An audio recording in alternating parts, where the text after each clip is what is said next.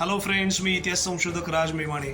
इसवी सन 1761 मध्ये मराठा आरमाराची वलंदेजी तराडी किंवा वलंदेजी आरमार म्हणजेच डचांच्या आरमाराशी एक लढाई झाली होती आणि त्याच्याविषयीच्या काही नोंदी नुकत्याच मला मोडी कागदपत्रांमध्ये आढळल्या आणि ते माझ्या आगामी पुस्तकामध्ये येणार आहेत. यावेळेस आपल्या मराठा आरमाराचे जे सुभेदार होते ते रुद्राजीराव धुळप हे अत्यंत पराक्रमी सरदार होते.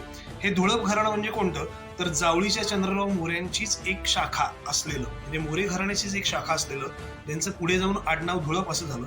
असं हे धुळप घराणं आणि त्यांनी जवळपास 3 ते 4 पिढ्या मराठा आरमाराच्या सेवेसाठी किंवा मराठा आरमार सांभाळण्यामध्ये त्यांनी मोठं योगदान दिले. जवळपास 3 ते 4 पिढ्यांचं योगदान आहे.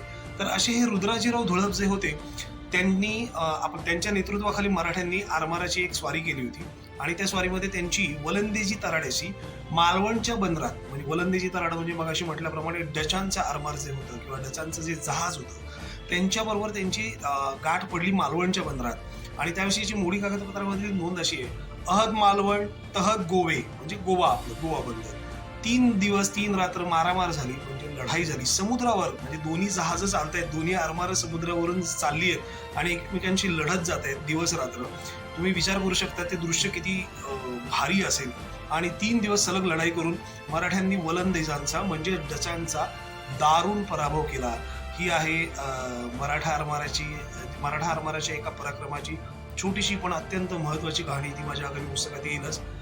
भेटूयात पुन्हा अशाच नवीन व्हिडिओ सोबत. तुम्हाला व्हिडिओ कसा वाटला हे मला कमेंट बॉक्समध्ये कळवा. आणि माझं अकाउंट आहे इंस्टाग्रामला राज मेवाणे 29, त्याला फॉलो करा. धन्यवाद.